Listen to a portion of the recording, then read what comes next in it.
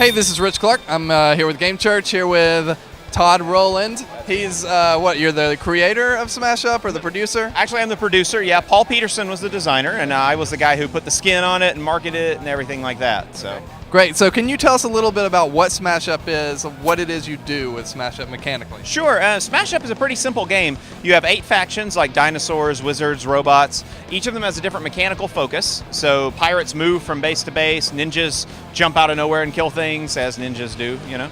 You take any 2 of them and you combine them together into a unique deck. So the effects that a dinosaur and a ninja have together are going to be different than the effects like a dinosaur and a pirate have together. And so you try all these different combinations, and you're trying to play against opponents to smash bases. Once you've smashed enough bases, the first player to 15 points wins the game. The mechanics on a given turn are very simple. You know, you basically play a minion, play an action, do whatever they say, see if a base scores. If it doesn't, you draw 2 cards and you go on to the next turn. And so it's an easy game to pick up. All of the cool strategy comes from what the cards do. So, can you talk a little about what you tried to do as far as your audience, ways you tried to, who you had in mind with this game, and the things you did to kind of market, or not market, but kind of make the game appeal to that audience? Okay. Well, with Smash Up, when we played the game and we saw how fun and quick it was to pick up, we knew that we wanted to go for a broader audience than we have with most of our other games. You know, most of our other games are more traditional hobby gamer, fantasy, you know, dragons and monsters and blah, blah, blah. So we wanted to make this game a little more appealing to, you know, say families and to broader casual gamers and things like that.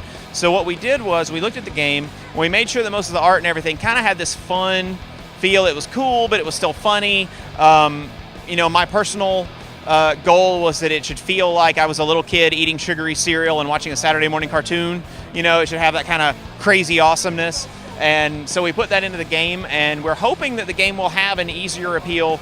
You know, that it's something you can take home and play with your family, play with your friends, and they'll pick it up real easy, even if they're not gamers, per se. Yeah, awesome. What is when you play, I mean, so the way it works, it seemed like when we played earlier, there's some factions that are laid out, I think 8, is that right? 8 of them. All right, so there's 8 factions laid out, and you pick 2, kind of a combination. What is your personal favorite combination? Gosh, I like the way a lot of different ones work, but I lean toward the dinosaurs, right? Because I like the big hit of them, and I think that for me personally, if I had to pick one, I would probably pick the dinosaurs and the pirates, just because I like the combination of the dinosaurs' big force, but then with the pirates sailing into bases and sneaking in at the end, you can sometimes cause chains of things scoring, and there's a lot of neat effects you can make happen. Awesome. Well, where can we, if we're interested in buying this, where can we find Smash Up? Okay. Starting in the 1st or 2nd week of September, we should have it in local retail stores for hobby games. If you don't have a local retailer, you can check alderac.com for our online store, and we'll have it up there. And or you can find one of your friends who was lucky enough to go to GenCon and pick up a copy and tackle them and make them play it with you when they get home. All right. Well, we played Smash Up a little bit earlier. It seemed really cool, so we recommend you at least just go check it out.